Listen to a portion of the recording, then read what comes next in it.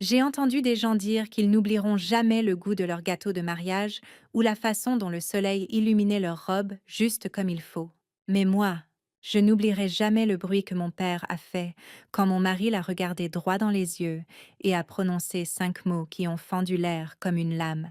Ce n'était pas un toast ni un discours, juste une phrase tranquille qui a fait s'étrangler mon père avec son vin au point qu'il a dû quitter la table. Je m'appelle Amanda Rees. J'ai piloté des hélicoptères d'évacuation médicale en Afghanistan pendant 8 ans. J'ai transporté des hommes à travers la fumée et le feu, atterri au milieu de tempêtes de poussière si épaisses que je ne voyais même pas les rotors. J'ai posé les pieds sur des toits en bord de lit de rivières asséchées, près de camions en flammes et de vies brisées, mais rien ne m'avait préparé au silence qui régnait dans cette salle paroissiale de l'église dans l'ouest du Kentucky. Pas le silence du champ de bataille, pas le genre de silence d'un mariage. Celui qui suit une vérité que personne n'a vu venir. Nous nous sommes mariés début juin. Il faisait chaud et humide, le genre de temps qui fait coller la robe dans le dos et qui aplatit les boucles avant même le premier slow. Nous n'avions pas un lieu chic, juste une petite salle paroissiale de ville, décorée avec des guirlandes rouges et blanches, oubliées de la fête du Memorial Day. Du brisket sur des assiettes en papier, du thé sucré dans des gobelets en plastique, et des barres au citron coupées en carrés irréguliers par les dames de l'Église. Je le connaissais depuis l'école primaire. C'était simple, c'était à nous.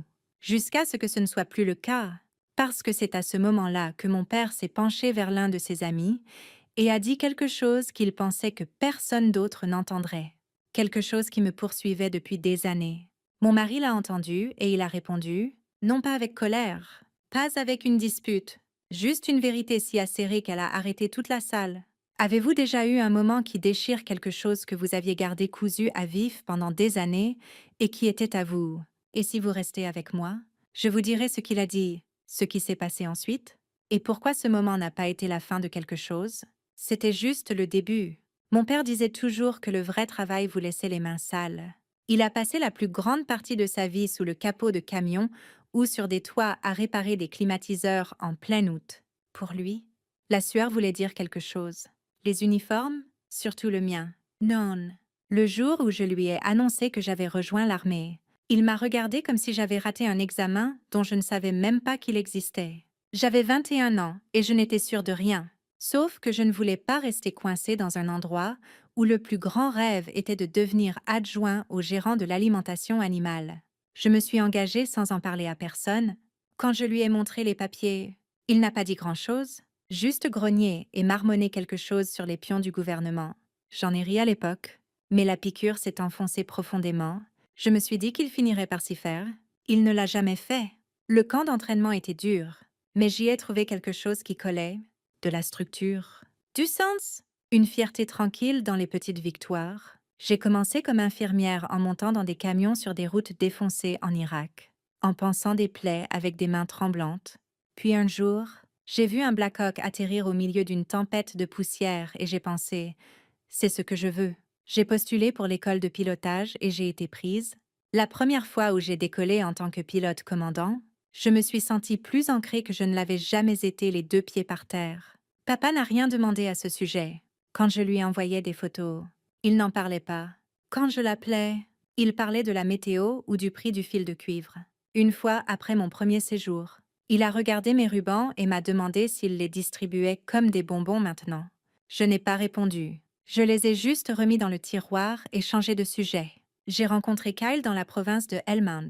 Il était chef d'équipage, bourru et couvert de graisse avec un sourire cassé et un rire qui rendait les pires journées supportables. Nous étions en mission d'évacuation médicale, en train de récupérer 2 soldats blessés d'une explosion au bord de la route. Il a été touché par des éclats d'obus à l'allée. Je me souviens avoir hurlé pour qu'il reste baissé, en maintenant la pression sur son flanc pendant que je pilotais l'hélico hors de la zone sous le feu. Plus tard, il m'a dit qu'il n'avait jamais oublié comment ma main était restée sur son épaule tout le temps. C'est ça, Kyle. Il voit les gens même quand ils ne disent pas un mot. Quand nous nous sommes revus aux États-Unis, c'était comme si quelque chose en moi reconnaissait le chez-soi. Nous n'en avons jamais fait toute une histoire. Nous avons juste commencé à être là l'un pour l'autre. Je lui ai parlé de mon père une fois. Une seule fois. Il n'a pas dit grand-chose. Il a juste hoché la tête et écouté comme s'il prenait des notes. Au fil des années, J'ai essayé. J'ai invité papa aux événements de la base, envoyé des cartes postales, appelé après chaque déploiement. Il gardait toujours les choses poliment distantes. Une fois, je suis rentrée pour Noël et il m'a présenté à un voisin comme sa fille, qui pilote des avions factices pour l'oncle Sam. J'ai ri trop fort et bu trop d'eggnog ce soir-là. Le truc, c'est que je n'ai jamais arrêté de vouloir qu'il me voie, pas comme une héroïne, juste comme quelqu'un digne de son respect. Je ne demandais pas de médaille ou de discours, juste qu'il arrête de me faire sentir que j'avais pris le mauvais chemin, comme si j'avais choisi l'orgueil plutôt que la praticité, comme si j'avais gâché quelque chose. Maman disait qu'il était juste d'une vieille école, dans ses manières, mais j'ai vu des hommes plus âgés que lui se lever et saluer quand ils voyaient mon insigne. J'ai vu des inconnus me remercier dans les aéroports. Et pourtant, rien de tout ça n'avait jamais eu l'impact qu'aurait eu un seul mot de sa part. Cette blessure ne saignait pas, elle ne hurlait pas, elle était juste là, tranquille et constante, comme un caillou dans votre botte. On s'y habitue, on marche quand même, mais chaque pas vous rappelle sa présence. C'est ce que j'ai porté avec moi le jour de mon mariage. Pas de la peur, pas de la colère, juste un long silence douloureux, là où aurait dû être la fierté d'un père. La salle paroissiale bourdonnait du bruit facile d'un mariage de petite ville. Les enfants se poursuivaient entre les tables pliantes drapées de plastique rouge à carreaux. Les dames de l'église cancanaient sur les barres au citron.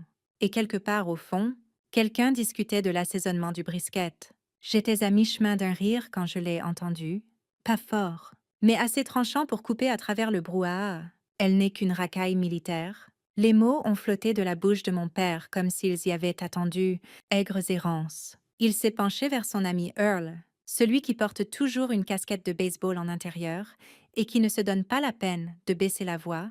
J'ai senti la piqûre avant même de tourner la tête. J'avais entendu ce ton trop de fois pour le confondre avec autre chose. Ma fourchette s'est figée en l'air. Je n'ai pas parlé, je n'ai même pas cligné des yeux.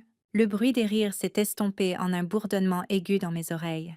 De l'autre côté de la table, Kyle a posé sa tasse de café. Pas fort, pas bruyamment, juste avec ce genre de poids qui fait que la table reste immobile une seconde. Il s'est levé lentement, ajustant juste son col, puis a regardé mon père droit dans les yeux, pas de colère sur son visage, juste du calme, de la fermeté.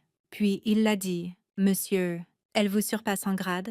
L'air est sorti de la pièce. Les chaises ont grincé. Les fourchettes se sont arrêtées. Même les enfants semblaient s'être immobilisés un instant.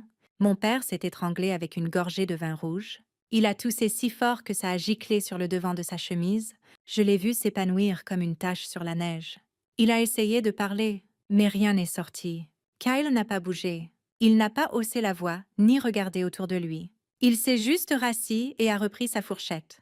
Le silence a tenu encore un souffle avant que les conversations reprennent. Nerveuse et ténue. Personne à la table de mon père n'a plus ri. Earl a regardé son serviette. Ma mère a tamponné frénétiquement le vin avec des mains tremblantes. Je n'ai pas dit un mot. Je ne pouvais pas. Ma poitrine était serrée. Non pas d'embarras, mais de quelque chose de plus profond. C'était comme si quelqu'un avait enfin ouvert une fenêtre dans une pièce scellée depuis des années. Je ne m'étais pas rendu compte à quel point tout ça était lourd, jusqu'à ce que Kyle le soulève pour moi avec 5 mots. Le reste de la réception s'est déroulé comme un film, dont je n'étais pas l'actrice. J'ai serré des mains, souri pour les photos, et hoché la tête au toast. Mais mon esprit revenait sans cesse à ce moment, encore et encore. Ce n'était pas seulement ce que Kyle avait dit, c'était que quelqu'un l'avait enfin dit à voix haute. Devant mon père, devant tout le monde. Le lendemain matin, ça avait déjà fait le tour de la ville. C'est comme ça que les choses fonctionnent à Shepherd's Hollow. Pas besoin de réseaux sociaux, juste une cafetière et quelqu'un penché sur le comptoir du dîner, à l'alimentation animale. Les gens demandaient si c'était vrai. À la station-service, j'ai surpris des regards, certains curieux, certains impressionnés, certains gênés, aucun cahier, M. Conley a secoué la tête et dit « Un sacré coup de bol de la part de ton mari, à l'église. » Madame Gladys m'a tapoté la main et dit qu'il devait vraiment m'aimer. Et devant la poste, Moose Delgado, le vétéran du Vietnam qui marchait avec une canne et sentait la menthol, m'a juste fait un signe de tête une fois. Il n'avait pas besoin de dire quoi que ce soit. Ses yeux en disaient assez. Ce qui m'a le plus surprise, ce n'était pas les ragots. C'était le silence. Mon père n'a pas appelé, n'est pas venu à notre porte. Il n'est pas venu au dîner du dimanche chez maman. Il a juste disparu derrière le silence, et ses salopettes tachées d'huile, comme il l'avait toujours fait. Et pour la première fois depuis longtemps, je ne l'ai pas poursuivi. Je l'ai laissé là.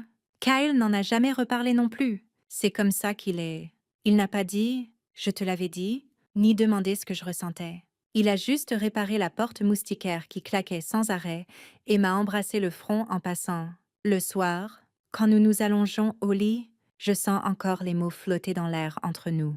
Pas lourd, pas sa mère, juste là, comme une vérité qu'on n'a pas besoin d'expliquer. Je n'arrête pas de penser à l'expression de mon père. Pas de la colère, pas même de la honte, juste de la confusion.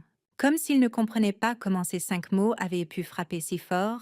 Il avait dit pire avant. Mais cette fois, la pièce l'avait entendu aussi. Et peut-être que c'est ce qui a tout changé. Pas l'insulte, pas le vin, mais l'écho. Le fait que, enfin, quelqu'un d'autre avait vu ce que je portais, quelqu'un s'était levé et avait dit que ça comptait. Et pas n'importe qui. Mon mari, l'homme qui avait saigné dans mon hélicoptère, l'homme qui m'avait entendu parler calmement dans un casque, tandis que des balles s'écrasaient dans le désert. L'homme qui m'avait tenu la main à chaque retour au pays, chaque enterrement, chaque nuit sans sommeil. Il ne m'aimait pas seulement, il me respectait, à voix haute, en public, sans honte. C'est le moment où la pièce a basculé. C'est le moment où j'ai arrêté d'avoir besoin de l'approbation de mon père et commencé à entendre ma propre voix. La salle du conseil municipal sentait la cire pour sol et le papier ancien. Je m'étais assise au fond, essayant de me fondre dans les murs lambrissés de bois, les genoux serrés, les mains glissées sous mes cuisses. Mon nom était déjà à l'ordre du jour, imprimé juste sous « Nouvelles affaires ». Entre les permis pour feux d'artifice et la fuite du toit de la bibliothèque, ils ont appelé pour discuter du poste de grand maréchal pour le défilé du 4 juillet. Une femme du comité du défilé s'est levée en premier. Elle a lu mon nom et mon dossier de service en termes simples. 2 missions. Pilote d'évacuation médicale. Fil du coin. J'ai fixé le dos de son cardigan gris et senti ma gorge se serrer. Puis mon père s'est levé. Il était près de l'avant, rasé de près, chemise repassée. Comme s'il essayait de faire un point, sa voix était tranchante mais contrôlée. Comme s'il l'avait répété, il a dit que m'honorer rendrait le défilé politique, que ça transformerait l'événement en quelque chose sur l'armée plutôt que sur la ville. Il ne m'a pas regardé. J'ai senti la chaleur monter à mon visage. Non pas de honte, mais d'une vieille douleur. Je n'ai pas bougé. Je suis juste restée immobile et j'ai écouté. Un silence tranquille a passé. Puis quelqu'un d'autre s'est levé. C'était M. Howard, le principal d'école à la retraite. Il s'est raclé la gorge et a dit qu'Amanda apportait ses devoirs à son bureau parce que son père travaillait tard et que sa mère était fatiguée, qu'il l'avait vue grandir, stable et forte, sans jamais prendre de raccourcis. Puis il s'est rassis. Ensuite est venue Mademoiselle Keller, la bibliothécaire du lycée. Elle a parlé doucement mais avec intention. Elle a dit qu'elle avait pleuré le jour où elle avait vu ma photo en uniforme sur le tableau d'affichage de la ville, qu'elle lui avait donné de l'espoir que les enfants à qui elle lisait pouvaient être courageux dans la vraie vie, pas seulement sur la page. Puis Mousse s'est levée. Sa canne a cliqué une fois sur le sol carrelé. Sa voix était du gravier enveloppé de gentillesse. Il n'a pas listé de médailles ou de missions. Il a juste dit qu'Amanda avait ramené son neveu chez lui après qu'il ait perdu ses jambes. Elle avait atterri dans le noir avec des tirs de mortier qui pleuvaient encore. Je n'ai jamais oublié ça. Un à un, ils ont continué à se lever. Un entraîneur de foot, un ancien de l'église, même M. Gleason de l'épicerie qui parle à peine à qui que ce soit. Chacun racontait une histoire, pas de grande, mais des morceaux qui formaient un tableau. Ils n'ont pas parlé de guerre, ils ont parlé de moments. Être là, une force tranquille. Mon père s'est rassis, il n'a pas argumenté, il n'a plus parlé. Son visage était figé dans la même expression tendue qu'il avait au mariage. Mais sa mâchoire a bougé une fois comme s'il retenait quelque chose d'amer. La pièce avait basculé. Le vote n'a même pas été serré. Le comité m'a demandé si j'acceptais. Ma bouche était sèche. Mais j'ai hoché la tête. Pas pour moi, pour eux, pour chaque personne dans cette pièce qui s'était levée quand je ne pouvais pas. À la fin de la réunion, les gens se sont arrêtés pour me serrer la main. Certains ont juste hoché la tête. Quelques-uns l'ont dit merci. Je voulais leur dire qu'ils n'avaient pas à le faire. Je voulais dire que je faisais juste mon boulot. Mais au fond, je savais que c'était autre chose. Ça n'était pas à propos d'un défilé. C'était à propos d'une ville qui disait à voix haute ce que j'avais osé espérer seulement. Que je comptais ici, que je n'étais pas juste militaire, j'étais à eux. Le soleil du matin pesait comme une main épaisse et lourde sur la rue principale. Je m'étais assise sur le haillon d'un pick-up emprunté, les genoux serrés, les paumes humides contre mon pantalon de tailleur. Une pancarte peinte à la main sur le côté disait « Capitaine Amanda Rees, pilote d'évacuation médicale, armée des États-Unis ». Le moteur ronronnait bas en dessous de moi, et la fanfare du lycée s'échauffait à l'autre bout de la rue, leur tambour battant comme un cœur. Les gens bordaient les deux côtés de la route, agitant des drapeaux, s'éventant avec des programmes en papier. Les enfants couraient devant, jetant des bonbons, et les vétérans en casquette de baseball hochaient la tête quand nous passions. J'ai salué discrètement, pas comme une reine, juste assez pour les reconnaître. Ma poitrine était serrée, mais pas d'une mauvaise façon. Ça ressemblait à se tenir au bord de quelque chose vers quoi j'avais marché longtemps. À mi-chemin du pâté de maison, le camion s'est arrêté pour laisser la fanfare se regrouper. La voix de l'animateur a crépité à travers un système de sonorisation bon marché, nommant les sponsors et remerciant les volontaires. Puis Kyle s'est avancé, tenant le micro, ses bottes laissant de petites empreintes de poussière sur l'asphalte. Je ne savais pas qu'il prévoyait de parler. Sa voix est venue stable, pas forte, mais claire assez pour porter. Il a dit que la plupart des gens le connaissaient, comme le type qui réparait leur tracteur. Puis, il leur a raconté une journée en Afghanistan. L'explosion, la poussière, le sang, comment il pensait qu'il ne s'en sortirait pas, comment un hélicoptère était venu à travers le feu et le sable, comment une femme aux mains fermes l'avait piloté hors de là tout en maintenant la pression sur son flanc. Il a pointé vers moi. Cette femme-là, a-t-il dit, elle a gardé sa main sur mon épaule, jusqu'à ce que je puisse respirer à nouveau. Elle me surpasse en grade. Et elle surpasse la partie de vous qui ne peut pas dire « Je suis fière de toi ». Le silence a balayé la rue principale. Même les enfants se sont arrêtés de bouger. Les têtes se sont tournées vers mon père, assis au premier rang de chaises pliantes. Ses bras étaient croisés, la mâchoire serrée. Le visage rouge, pas à cause de la chaleur. Personne n'a dit un mot. Et le juge Whittaker, aux cheveux blancs et lents dans ses mouvements, s'est levé de 2 rangs en arrière et s'est approché à côté de lui. Il s'est penché, pas fort, mais juste assez pour que ceux à proximité entendent. « Tu veux vraiment battre le dernier homme debout ?» Mon père a hésité. Puis lentement, « Raid ». Il s'est levé. Son applaudissement était lent, inégal. Mais c'était un applaudissement. Ses yeux n'ont jamais croisé les miens. Pourtant, je l'ai vu essuyer son visage avec le dos de sa main. La foule s'est levée derrière lui, applaudissant, montant comme une tempête qui dévale la rue en vagues. Les drapeaux ont agité plus haut. La fanfare a reprise. Et pour la première fois de ma vie, je me suis sentie comme si je n'étais pas juste une soldate, ou une fille, ou une histoire que quelqu'un ne croyait pas. J'étais vue, non pas pour ce que je portais, mais pour ce que j'avais porté, pour ce que je portais encore. Et en cet instant, c'était suffisant. Le potluck à la salle du VFW sentait les haricots mijotés et le cornbread sucré.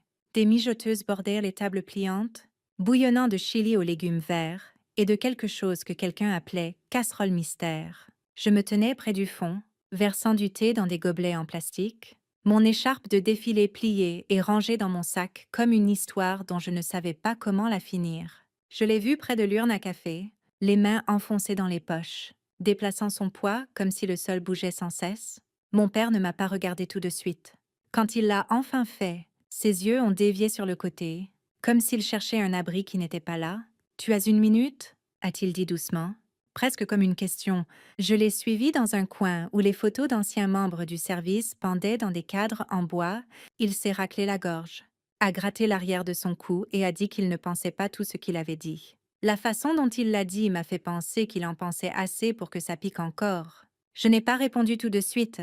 Il y avait trop entre nous, des années de silence, de remarques acérées et de regards qui duraient plus longtemps que les louanges ne l'avaient jamais fait. Je ne savais pas comment tout ça pouvait se régler en quelques mots nets. Alors je n'ai pas essayé. Il a frotté ses paumes l'une contre l'autre comme s'il essayait de nettoyer quelque chose qui ne partait pas. Je l'ai regardé et j'ai dit « Le respect ne vient pas d'un discours. Il vient de ce que tu fais quand personne ne regarde. » Il a hoché la tête une fois comme s'il avait déjà entendu ça, mais n'avait jamais vraiment écouté. Nous n'avons plus parlé pour le reste de l'après-midi, mais je l'ai observé quand il pensait que je ne regardais pas. Il a empilé des chaises, sorti des sacs poubelles, jusqu'à la benne, et aider un volontaire adolescent à nouer un sac qui fuyait avant qu'il goûte. À un moment, il a essuyé ses mains sur son jean et ramassé une serviette tombée par terre. Ce n'était pas un geste. Ce n'était pas public. Personne n'a applaudi, mais c'était quelque chose. Plus tard, Kyle m'a trouvé dehors, près du mât du drapeau, assiette en papier en main, son bras frôlant le mien en passant. Aucun de nous n'a dit grand-chose. Nous n'en avions pas besoin, l'air était tiède, le ciel rosissait au bord, et mon père était à l'intérieur en train d'empiler des chaises sans qu'on le lui demande. Peut-être que c'est comme ça que ça commence. Pas avec une étreinte ou une longue excuse, mais avec du travail.